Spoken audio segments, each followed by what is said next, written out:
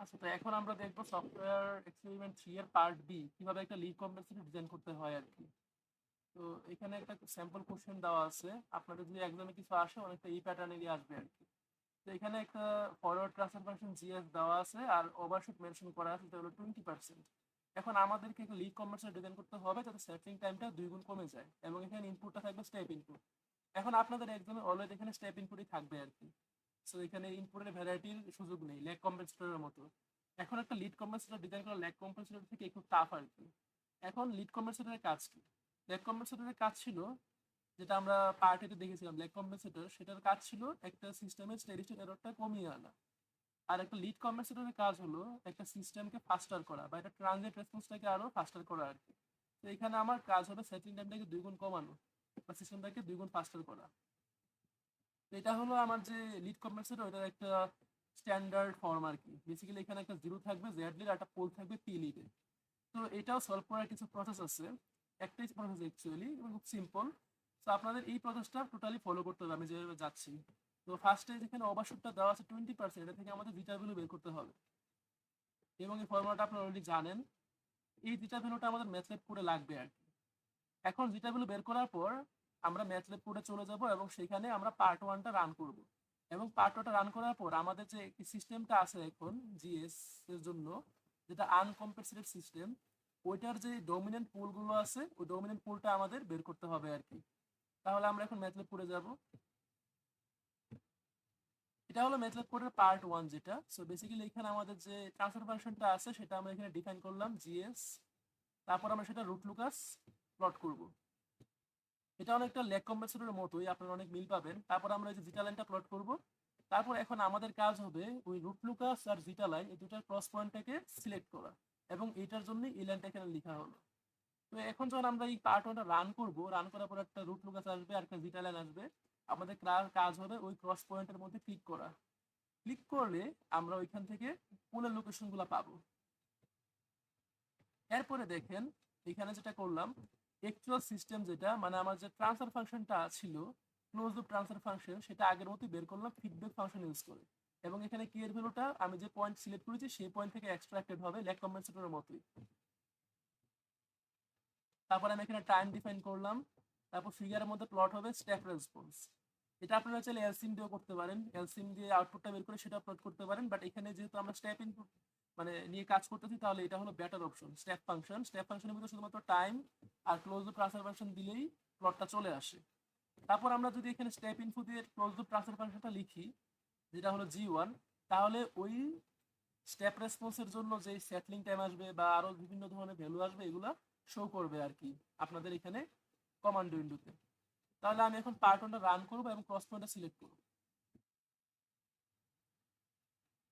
তাহলে দেখেন রান করার পর এখানে একটা রুট লুকাস আসলো আর একটা জিটা ভ্যালু আসলো, মানে জিটা লাইন আসলো আর কি। তো আমার কাজ হবে এই রুট লুকাস আর জিটা লাইনের ক্রস পয়েন্টটা সিলেক্ট করা।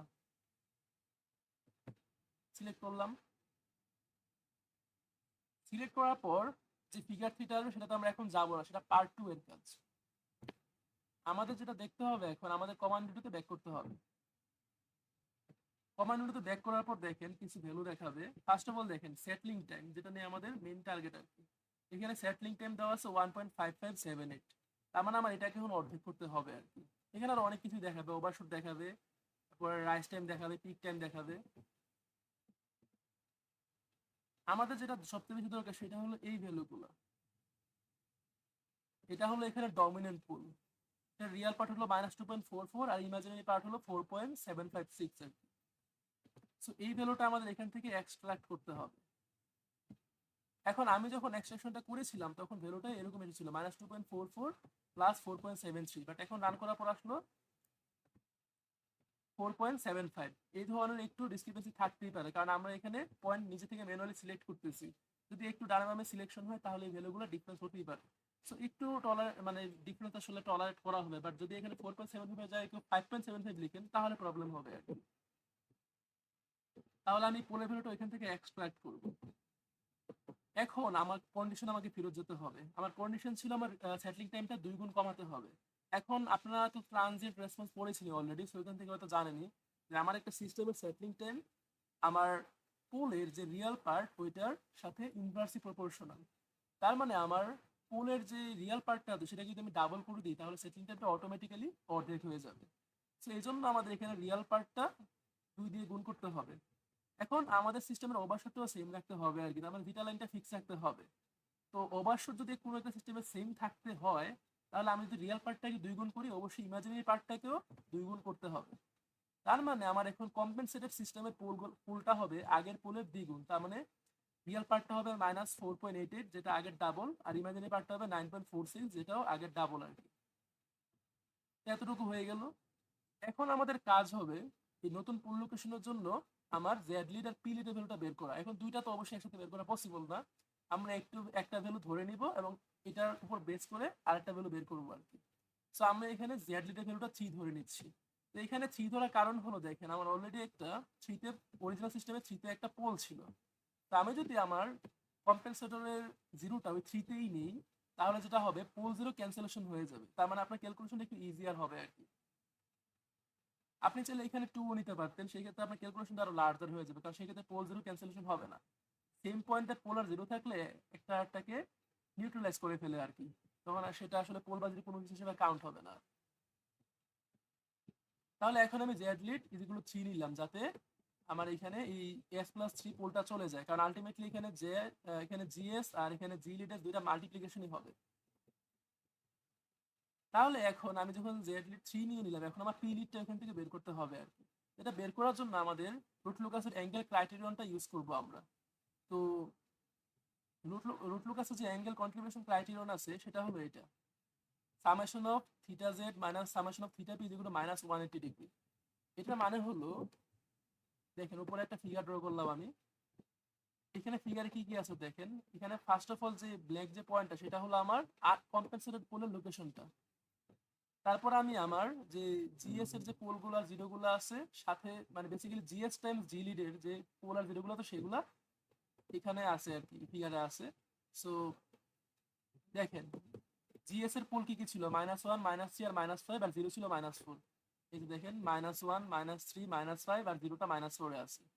আর আমার জি লিডের জন্য জিরো ছিল -জে লিডে আর পোল ছিল -পি লিডে। সো এটা এখানে আমি -পি লিডকে আমি আপাতত শুধুমাত্র -পি লিখতেছি এখানে, আর -জেড লিডকে আমি 3 ধরছি। সো এটা এখানে এই যে -3 তে একটা জিরো।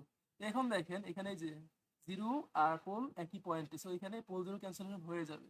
সো এখান থেকে আমার অ্যাঙ্গেল কন্ট্রিবিউশন আর নিতে হবে না আর কি, বাকিগুলো থেকে তো নিতে হবে। তাহলে এবার আমি যাই আমার অ্যাঙ্গেল ক্রাইটেরিয়নে। বেসিক্যালি এখানে যেটা বলা হয়েছে যে আমার দেখেন এখানে যে অ্যাঙ্গেল ক্রিয়েট হলো আমার বেসিক্যালি কাজ হবে আমার যে নতুন কম্পেনসেটেড পুল ওইখান থেকে সবগুলো পুলের উপর একটা করে লাইন টানা। লাইন টানলে দেখেন আমার এক্স এক্সিসের সাথে মানে বিভিন্ন ধরনের অ্যাঙ্গেল ক্রিয়েট হচ্ছে, এই যে θ1 θ2 θ3 আর θ4 এক্স এক্সিসের সাথে পজিটিভ সাইডে আর কি। তাহলে এখন এই অ্যাঙ্গেল ক্রাইটেরিয়ন যেটা বলে যে জিরো থেকে যে কোণগুলো উৎপন্ন হবে সেটার সামেশন মাইনাস পোল থেকে যে কোণগুলো উৎপন্ন হবে সেগুলোর summation will be equal to -180 degree.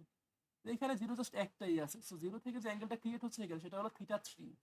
তাহলে সামেশন অফ থিটা যে শুধুমাত্র θ3 হবে minus summation of theta P, তার মানে পোলগুলো থেকে যে অ্যাঙ্গেল তৈরি হচ্ছে সেগুলোর সামেশন। তাহলে এখানে পোলগুলো থেকে অ্যাঙ্গেল তৈরি হচ্ছে θ1 θ2 আর θ4। তাহলে যে এগুলো আগে একটা সাম দেন আগে একটা মাইনাস বসবে, which will be equal to -180 degree. তাহলে এখন আমার যেটা করতে হবে এখানে এই যে থিটা যে ভ্যালুগুলো আছে এগুলা tan ইনভার্স আকারে লিখতে হবে আর কি। তাহলে ফার্স্ট টাইমে থিটা থিটা বের করতে চাচ্ছি। থিটা দেখেন θ3 কিন্তু এখানে অবশ্যই 90 ডিগ্রি থেকে বড়। সো আমি এটা এইভাবে বের না করে যেটা করব আমি এই পাশের অ্যাঙ্গেলটা বের করব, θ3 এর পাশের অ্যাঙ্গেলটা করে সেটাকে 180 থেকে মাইনাস করে দিলে আমি থিটা পেয়ে যাবো আর কি। কারণ দেখেন এতটুকু হলো θ3, তাহলে এতটুকু কি বলা যায়, এতটুকু বলা যায় 180 মাইনাস θ3। ওর ভাইস ভার্সা আমি যদি এটা বের করি তাহলে এটাকে বলা যায় 180 ডিগ্রি, θ3 কে বলা যায় 180 ডিগ্রি মাইনাস এই স্মল অ্যাঙ্গেলটা। তাহলে এখন বেসিক্যালি আমি এটাই করব। So 180 degree minus this small angle. এখন এই স্মল অ্যাঙ্গেলটা কি হবে, এই যে এই অ্যাঙ্গেলটা, এখানে যদি আমি tan ইনভার্স করি, tan ইনভার্স করে কি করতে হবে, হাইট ডিভাইডেড বাই বেস। তো এখানে হাইট হলো এই যে এটা 9.46 আর বেজ হবে কি, এই যে বেজ হবে এই যে এতটুকু, এই যে এখানে একটা ড্যাশ লাইন আছে, ড্যাশ লাইন থেকে এই -4 পর্যন্ত। তাহলে ড্যাশ লাইনটা আসলে কতটুকু, অরিজিন থেকে -4.88 পর্যন্ত। তাহলে এই পয়েন্ট হলো -4.88 আর এই পয়েন্ট হলো -4, তাহলে ডিস্টেন্স কত? জাস্ট 0.88। তাহলে এই যে 0.88 আর কি, তাহলে আপনি একবার লিখে ফেলতে পারেন। তাহলে এটা গেল θ3। θ1, এখন আমার θ1 বের করতে হবে। θ1টা দেখেন, θ1টা কিন্তু 90 ডিগ্রি থেকে ছোট, তাহলে সেটা আমি ইজিলি বের করতে পারবো। তাহলে দেখেন এটা যদি আমার θ1 হয়, তাহলে এখানে যদি আমি tan ইনভার্স করি, আমার এখানে হাইট হলো 9.46, যে এটা হলো হাইট, আর বেজ হলো এই যে এটা, এই ড্যাশ পয়েন্ট থেকে এই পর্যন্ত। তাহলে এই পর্যন্ত ডিস্টেন্স হলো 4.88, আর এই পর্যন্ত ডিস্টেন্স হলো এই যে অরিজিন থেকে এই পর্যন্ত ডিস্টেন্স হলো p। তাহলে এইটুক ডিস্টেন্স হবে কি? p minus 4.88। তাহলে এই যে এটা p মাইনাস 4.88 হয়ে গেল। এবার আছে θ2। θ2 হলো এটা, এটাও কিন্তু 90 ডিগ্রি থেকে ছোটই হবে। সো এখানেও সেম tan ইনভার্স হাইট হবে 9.46, আর এখানে বেস যেটা সেটা হবে এই যে এই ক্রস পয়েন্ট থেকে, মানে এই যে পোলার লোকেশন থেকে এই ড্যাশ লাইন পর্যন্ত। তাহলে পোলার লোকেশন ছিল কি অরিজিন থেকে -5 আর ড্যাশ লাইন লোকেশন হলো অরিজিন থেকে -4.88। তাহলে এটা ডিফারেন্স কত? 5 - 4.88। তাহলে এই যে এটা হয়ে গেল। ফাইনালি বাকি থাকলো θ4। θ4টা কিন্তু 90 ডিগ্রি থেকে অনেক বড়, সো এটা আমার ওই যে θ3 এর মতো বের করতে হবে আর কি। আমি বেসিক্যালি এখানে 180 ডিগ্রি মাইনাস এই ছোট অ্যাঙ্গেলটা করব। তাহলে ওই যে দেখেন 180 ডিগ্রি মাইনাস, তারপরে এই অ্যাঙ্গেলটার জন্য এখন tan ইনভার্স করতে হবে। তাহলে এই অ্যাঙ্গেলটার জন্য হাইট হবে 9.46, আর বেজ হবে এই যে এই পোল লোকেশন থেকে এই ড্যাশ লাইন পর্যন্ত। তাহলে এই অরিজিন থেকে এই পর্যন্ত হলো, এই পোল লোকেশন হলো -1, আর এই অরিজিন থেকে ড্যাশ লাইন পর্যন্ত হলো -4.88। তাহলে এখানে ডিস্টেন্স কত? 3.88। তাহলে এটা চাইলে আপনি একবারে 3.88 লিখে ফেলতে পারেন। তারপর এটা হবে -180 ডিগ্রি। এখন আপনি জাস্ট ক্যালকুলেটর ইউজ করেন, ক্যালকুলেটর ইউজ করে একটু যোগ বিয়োগ করলে দেখবেন এই পর্যন্ত চলে আসতে পারবেন। তাহলে এখন আমি এটা পেয়ে গেলাম, tan inverse something equal to 73.74 degree. এখানে যে পি এর ভ্যালুটা, এটা আসলে আমাদের বের করতে হবে এখানে অ্যাঙ্গেল ক্রাইটেরিয়ন থেকে, কারণ এখানে পিটাই বেসিক্যালি আমাদের পি লিড ছিল আর কি। এখন দুই পাশে tan নেবেন, নিয়ে একটু হালকা প্রসেসিং করলে পি এর ভ্যালুটা ভেবে চলে আসবে আর কি। তাহলে আমার জেড লিড যদি হয় 3, তাহলে আমার পি লিড হবে 7.64। এতটুকু হয়ে যাওয়ার পর এখন আমরা ম্যাথল্যাবে ব্যাক করে আর্টুর কোডটা রান করে আমাদের রেজাল্টটা ভেরিফাই করবো আর কি। তাহলে আমি আমার ম্যাথল্যাবে যাচ্ছি, এখন আগের ফিগারগুলো কেটে দিচ্ছি। তাহলে আপনারা মানে নতুন করে রান করতে পারেন বা আগেরটা দিয়ে কাজ করতে পারেন। তাহলে এখন পার্ট 2 তে আসলাম, আসার পর আমি যে ভ্যালুগুলো পেলাম কম্পেনসেটরের বা জি লিডের, এটা আমি এখানে লিখলাম আর কি।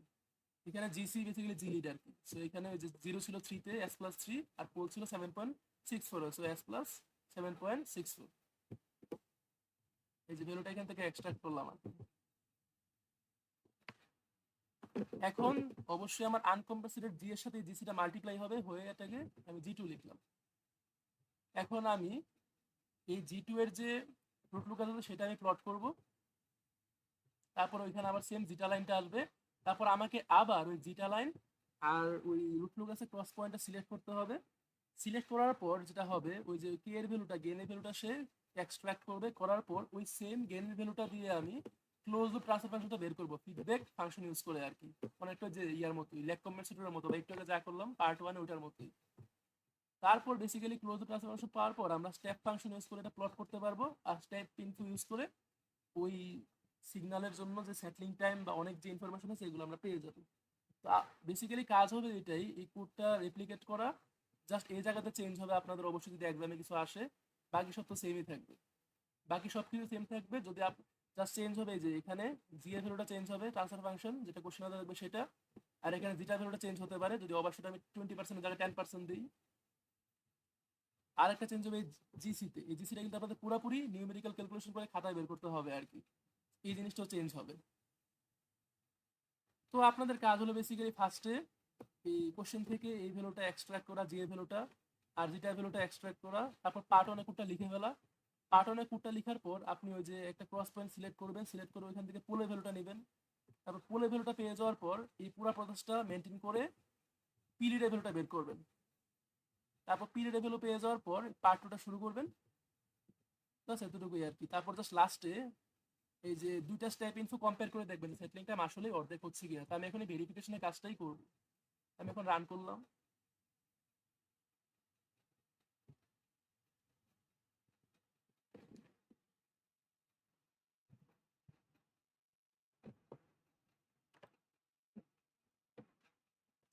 তাহলে দেখেন এখন কি করতে হবে, বেসিক্যালি আমি এখানে ফার্স্টে এই ক্রস পয়েন্টটা সিলেক্ট করলাম। তারপর আমার এই যে এটা হলো কম্পেনসেটেড সিস্টেমের রুট লুকাস আর কি। ফার্স্টটা ছিল আনকম্পেনসেটেড সিস্টেমের রুট লুকাস, যেটা আমি পার্ট 1 এ অলরেডি একবার সিলেক্ট করে নিয়েছিলাম।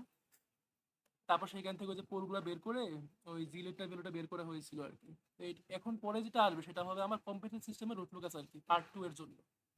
তারপর আমি এখানেও আবার সিমিলারলি এই ক্রস পয়েন্টটা সিলেক্ট করব। তো এখন বেসিক্যালি কাজ হবে জাস্ট ওই প্লটগুলো চাইলে আপনি কেটে দিতে পারেন, কারণ প্লটগুলোর দরকার নেই। কাজ হবে বেসিক্যালি আমাদের যে স্টেপ ইনফোটা আছে দুটা কম্পেয়ার করে দেখা আর কি। সো দেখেন এখানে বেসিক্যালি কম্পেনসেশন হওয়ার আগে সেটিং টাইম ছিল 1.5578, আর কম্পেনসেশন হওয়ার পর সেটিং টাইম হয়ে গেল 0.7834, মানে বেসিক্যালি হাফ হয়ে গেল আর কি। তার মানে আপনার ক্যালকুলেশন থেকে শুরু করে ফুল প্রসেসটাই একুরেট আর কি।